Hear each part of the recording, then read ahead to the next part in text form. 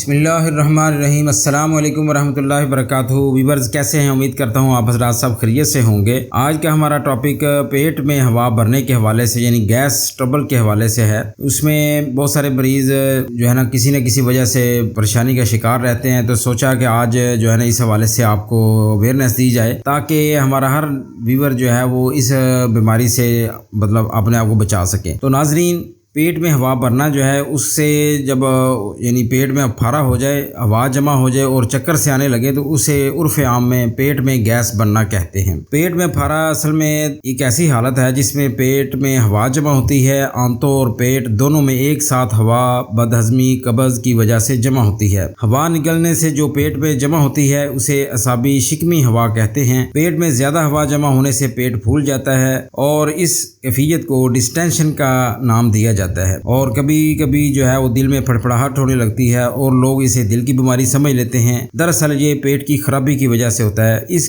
کیفیت میں کبھی پیٹ سخت بھی ہو جاتا ہے۔ تو آئیے آج آپ کو میں کچھ ایسے ٹوٹکا جات بتاؤں جس کے استعمال سے انشاءاللہ تعالی آپ اس مرض سے عام طور پر جو ہے انشاءاللہ جان چھوٹ جائے گی۔ تو ناظرین، سب سے پہلے آپ نوٹ کریں، دار چینی گیس سے پیدا ہونے والے پیٹ درد کو ختم کرنے کے لیے بہترین ہے۔ اسے قلیل مقدار میں ہی لینا چاہیے، زیادہ مقدار میں نقصان دہ ہے۔ اور اسی طرح مولی کھانے کے ساتھ اگر آپ مولی لے لیں اور اس پر نمک سیاہ مرچ ڈال کر 2 ماہ تک روزانہ کھائیں تو اس سے پیٹ میں ہوا گیس اور پھارا بننے سے جو ہے وہ نجات مل جاتی ہے۔ اور اسی طرح اگر پھلوں کی بات کریں تو اس میں امرود جو ہے وہ کھانے سے یقینی طور پر گیس ختم ہو جاتی ہے، اور اسے اگر ہلکا سا جو کالا نمک ہوتا ہے اس کے ساتھ صبح شام کھائیں تو اس سے قوت ہضم میں بے حد اضافہ ہو جاتا ہے۔ اور اسی طرح اگر پھلوں میں آپ دیکھیں تو اس میں آپ سیب کا جو ہے رس جو ہے وہ نظام ہضم کے اعضاء پر پتلی تہ چڑھا دیتا ہے، جس سے وہ انفیکشن اور بدبو سے جو ہے وہ ہمارا معدہ محفوظ رہتا ہے۔ اور اسی طرح گیس پیدا ہونا جو ہے وہ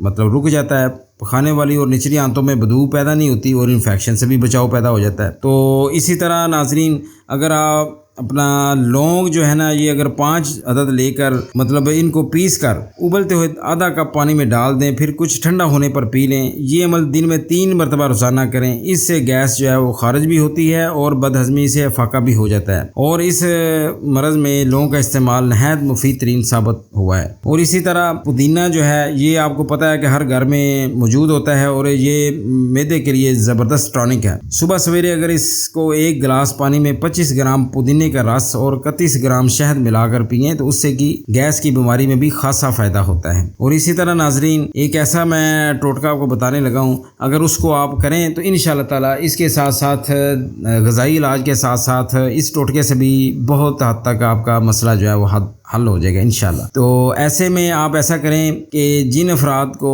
عموماً گیس کی شکایت پیدا ہوتی ہے وہ کھانا کھانے کے بعد سیدھے لیٹ کر لمبے سانس لیں، کم از کم 8 کے قریب سانس لیں، پھر اسی طرح دائیں سمٹ کروٹ لیٹ کر 16 کے قریب لمبے سانس لیں، اور آخر میں بائیں طرف لیٹ کر 32 کے قریب لمبے سانس لیں۔ اس عمل سے کھایا ہوا کھانا جو ہے وہ صحیح جگہ پہنچ جاتا ہے اور گیس جو ہے وہ منہ سے ڈکار کی صورت میں یا مقعد سے ہوا کے اخراج کی صورت میں اسی وقت نکل جائے گی۔ یہ چھوٹا سا نسخہ آپ اپنے پاس رکھیں اور اس پر ساری زندگی عمل کریں، انشاءاللہ تعالی اس سے جو ہے نا اپنے آپ کو آپ گیس سے محفوظ کر لیں گے۔ امید کرتا ہوں ناظرین آپ کو آج کی یہ انفارمیٹیو ویڈیو لازمی پسند آئی ہوگی۔ اگر آپ کو پسند آئے تو برائے کرم اس کو شیئر بھی کیجئے گا، اور اگر آپ ہمارے اس چینل پر نئے ہیں تو برائے کرم اس چینل کو بھی سبسکرائب کریں تاکہ ہماری ہر نئی آنے والی انفارمیٹیو ویڈیو آپ تک بر وقت پہنچ سکے۔ انشاءاللہ اس کے ساتھ ہی اجازت دیجیے، ایک اور بہترین ٹاپک سے جو ہے نا آپ کی خدمت دوبارہ حاضر ہوں گا۔ تب تک کے لیے اجازت، اللہ حافظ، السلام علیکم ورحمۃ اللہ وبرکاتہ۔